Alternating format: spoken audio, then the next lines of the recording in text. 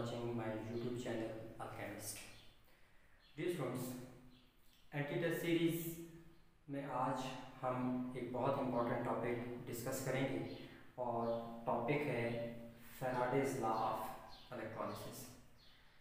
Dear students, channel को आपने subscribe करना है ताकि मज़ीद एंटीटेस्ट की जो वीडियोज़ हैं वो आप तक आसानी के साथ पहुंच सकें। तो अपने टॉपिक की तरफ चलते हैं। Faraday's law of electrolysis, actually ये दो लॉज हैं और जिनकी कलेक्टिव एप्लीकेशंस हैं। हम स्टार्ट लेंगे Faraday's first law of electrolysis से। Faraday's first law of electrolysis.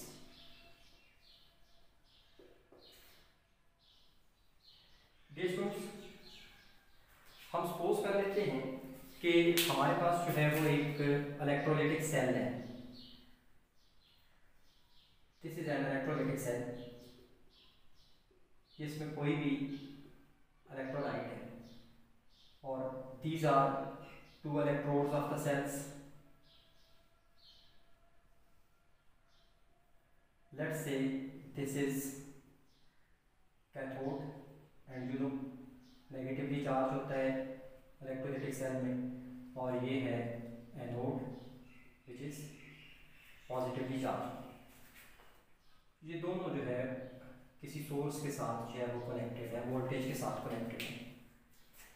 और यहाँ इलेक्ट्रोलाइट कोई भी एक्स वाई, एक्स यहाँ हम पॉजिटिव आयन कंसिडर कर लेते हैं और वाई जो है वो नेगेटिव आयन कंसिडर कर लेते हैं। डियर स्टूडेंट, जब इलेक्ट्रोलिसिस होगी तो आप जानते हैं कि इलेक्ट्रोलिसिस में पॉजिटिव और नेगेटिव आयन जो है वो अपने अपने करस्पॉन्डिंग इलेक्ट्रोड्स की तरफ माइग्रेट करते हैं। पॉजिटिव आयन जो है वो कैथोड की तरफ जाएगा और नेगेटिव आयन जो है वो एनोड की तरफ मूव करेगा। जब ये माइग्रेशन होगी तो इलेक्ट्रोड्स पर इन सब्सटेंस की कुछ ना कुछ अमाउंट जो है वो डिपॉजिट करेगी। हम सपोज करेंगे कि we have X positive ion, ये जाएगा कैथोड पे और एक्स वहां पर जाकर डिपॉजिट होगा। तो फैराडेज फर्स्ट लॉ जो है वो ये कहता है कि इलेक्ट्रोड पर डिपॉजिट होने वाली जो अमाउंट है किसी सब्सटेंस की वो डायरेक्टली प्रोपोर्शनल होगी इलेक्ट्रिसिटी सप्लाइड के।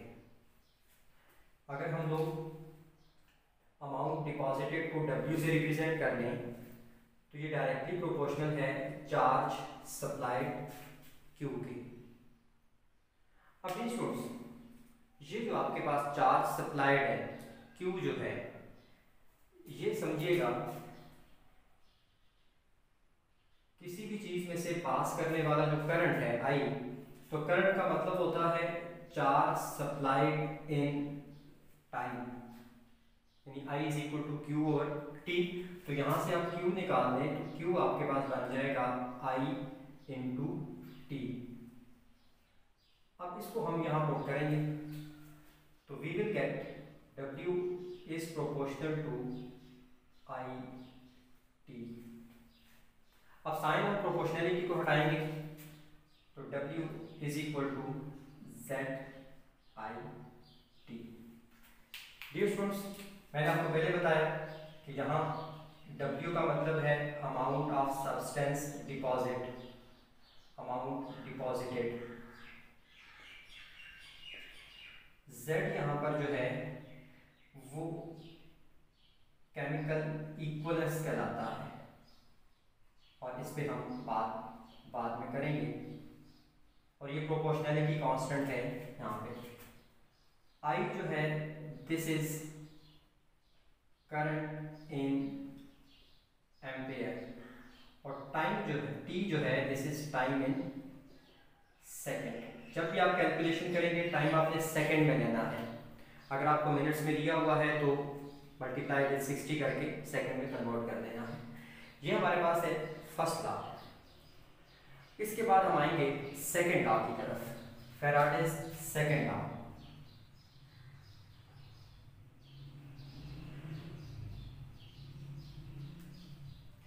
फैराडेस सेकंड लॉ ये कहता है कि अगर आपके पास दो अलग अलग इलेक्ट्रोलाइटिक सेल हैं, आप दो अलग अलग इलेक्ट्रोलिसिस के प्रोसेस करवा रहे हैं, तो और उन दोनों में आप सेम अमाउंट ऑफ करंट या same amount of electricity pass कर रहे हैं, तो जो अमाउंट डिपॉजिटेड होंगी वो डायरेक्टली प्रोपोर्शनल होंगी सब्सटेंस के केमिकल इक्विवेलेंस के। I right, if same amount of electricity is passed through different electrolytes,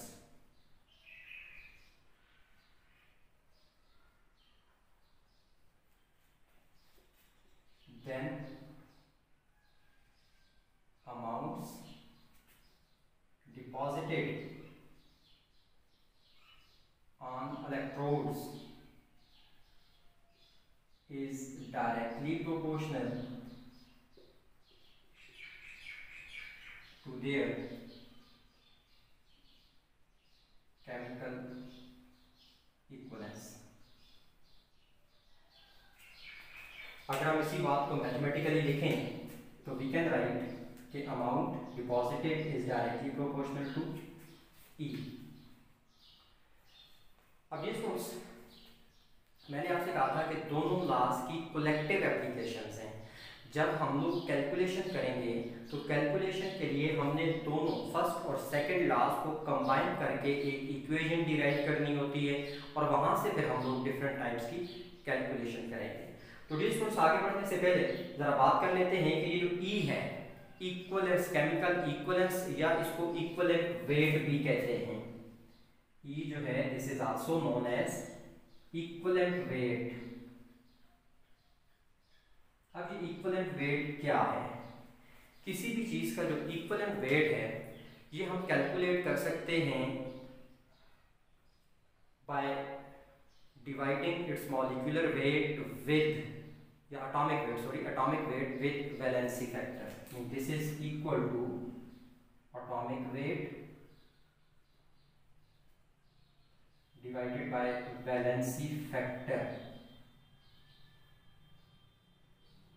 अब ये वैलेंसी फैक्टर की तरफ आप लोगों ने आना है कि ये वैलेंसी फैक्टर क्या है। तो डियर स्टूडेंट्स, वैलेंसी फैक्टर आप तीन तरह से कैलकुलेट कर सकते हैं। अब कैसे कैलकुलेट कर सकते हैं? नंबर वन, वैलेंसी फैक्टर किसी भी एलिमेंट का ऑक्सीडेशन नंबर हो सकता है किसी कंपाउंड में, या चार्ज हो सकता है किसी भी कंपाउंड में। Oxidation number in a compound, let's say copper है और कॉपर पे चार्ज कहीं है जी +2, तो +2 जो है this is valency factor of copper. तो जब आप कॉपर का इक्विवेलेंट वेट कैलकुलेट करना चाहेंगे तो आप उसके एटॉमिक वेट को, कॉपर के एटॉमिक वेट को 2 से डिवाइड कर देंगे। देखिए कॉपर का जो एटॉमिक वेट हमारे पास है वो है 63.5। कॉपर के केस में कॉपर का एटॉमिक वेट है 63.5। आप इसका इक्विवेलेंट वेट निकालेंगे, इसका जो चार्ज है 2, इससे डिवाइड करके, तो ये आपके पास जो है वो 31.75 बन जाएगा। तो this is equivalent weight of copper. Similarly अगर सिल्वर है तो सिल्वर अपने कंपाउंड्स में Ag+1, फर्ज करें सिल्वर अपने कंपाउंड में Ag+1 is the oxidation number of silver in its compound. अगर इसका इक्विवेलेंट वेट कैलकुलेट करना है तो आप इसके एटॉमिक वेट को किससे डिवाइड करेंगे? 1 से डिवाइड कर देंगे। अब सिल्वर जो है इसका एटॉमिक वेट जो है वो होता है 107.8। तो जब आप इसको 1 से डिवाइड करेंगे तो 107.8 ही इसका इक्विवेलेंट वेट आ जाएगा। तो वैलेंसी फैक्टर निकालने का एक तरीका ये हो गया। दूसरा तरीका वैलेंसी फैक्टर का कि किसी भी केमिकल रिएक्शन में ऑक्सीडेशन नंबर में जो चेंज आता है, change in oxidation number. Change in oxidation number. First करें, we have MnO4 - 1, ये हमारे पास एक आयन है। किसी केमिकल रिएक्शन में प्रोडक्ट हमारे पास बनता है कोई ऐसा जिसमें Mn+2 है। तो डियर स्टूडेंट्स, MnO4 - 1 में मैंगनीज जो है वो +7 होता है और प्रोडक्ट में क्या बना +2। इट मींस कि यहाँ जो है वो डिफरेंस आया है या चेंज आया है ऑक्सीडेशन नंबर में 5 का। तो मैंगनीज का ऑक्सीडेशन नंबर वैलेंसी फैक्टर जो है वो यहाँ इस केस में क्या है 5 है। तो जब आपने मैंगनीज का इक्विवेलेंट वेट निकालना है for this reaction, for this process, तो आप मैंगनीज के एटॉमिक वेट को 5 से डिवाइड करेंगे। अब मैंगनीज का एटॉमिक वेट है 55 और इसको जब आप 5 से डिवाइड करेंगे तो ये आंसर आएगा 11। तो 11 is the equivalent weight of manganese in this reaction. Similarly अगर मैंगनीज कहीं जो है वो 2 का डिफरेंस आ रहा है तो आप 55 को 2 से डिवाइड करेंगे। अगर 3 का डिफरेंस आ रहा है तो आप उसको 3 से डिवाइड करेंगे। तीसरा जो तरीका है वैलेंसी फैक्टर फाइंड करने का वो एसिड्स और बेसिस के लिए होता है कि किसी भी एसिड से रिप्लेसेबल हाइड्रोजन ले लें या बेस से रिप्लेसेबल हाइड्रोक्सिल आयन ले लें।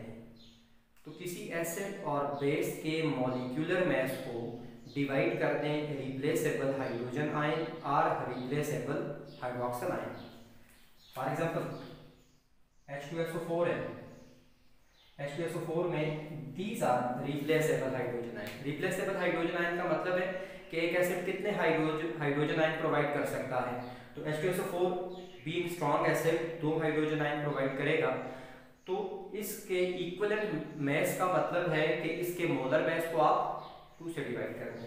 इसका मोलर मास होता है 98, तो जब आप 2 से डिवाइड करेंगे तो ये हो जाएगा 49। And similarly if you have NaH, अब NaH के अंदर रिप्लेसेबल हाइड्रोक्सिल आयन है 1, तो इसके इक्विवेलेंट वेट का मतलब होगा इसका मोलर मास 40 डिवाइडेड बाय 1, तो ये इसका इक्विवेलेंट वेट जो है वो आ जाएगा।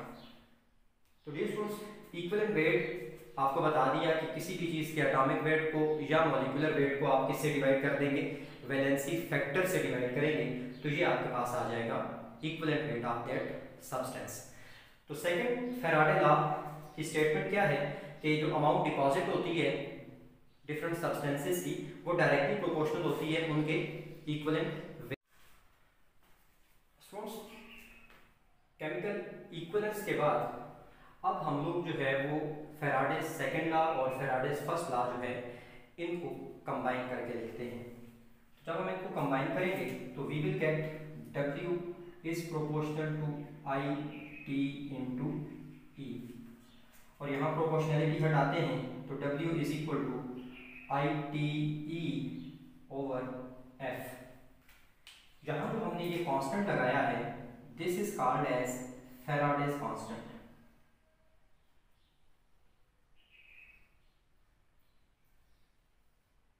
और फैराडे जो है ये एक्चुअली 1 फैराडे की अगर हम बात करें तो 1 Faraday is equal to 96500 coulombs, और फैराडे कहते हैं charge of 1 mole of electron. This is charge of 1 mole of electron. अगर आपके पास 1 मोल है इलेक्ट्रॉन्स का तो उनका जो चार्ज है वो क्या कहलाएगा 1 फैराडे कहलाएगा, और वो चार्ज कूलम में कितना होगा 96500 कूलम होगा। ये चार्ज कूलम में इतना हो जाएगा। तो डियर स्टूडेंट्स, ये हमारे पास जो है वो फर्स्ट और सेकंड लॉ की मैथमेटिकल फॉर्म आ गई। अब अगली बात आती है कि हमने कैलकुलेशंस कैसे करनी है। डियर स्टूडेंट्स, फर्स्ट करें एक क्वेश्चन मैं आपके सामने लिखता हूँ, और क्वेश्चन ये है कि 0.05 Faraday of electricity is passed